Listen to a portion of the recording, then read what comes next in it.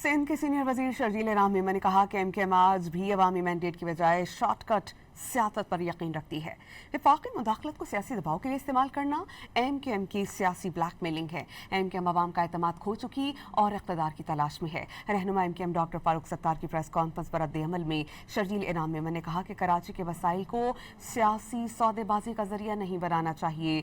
सिंध के मामलात वफाक के हाथ में देने की बात आईनी ढांचे के खिलाफ है। उन्होंने कहा कि सिंध का मैंडेट और आइन किसी सियासी तजर्बा गाह के लिए नहीं।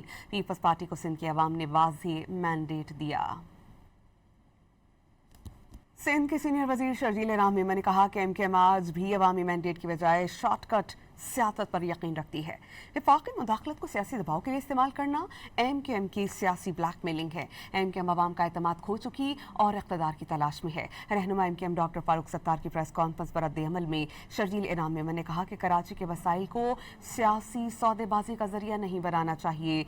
सिंध के मामलात वफाक के हाथ में देने की बात आईनी ढांचे के खिलाफ है। उन्होंने कहा कि सिंध का मैंडेट और आइन किसी सियासी तजर्बा गाह के लिए नहीं। पीपल्स पार्टी को सिंध के अवाम ने वाज़ेह मैंडेट दिया।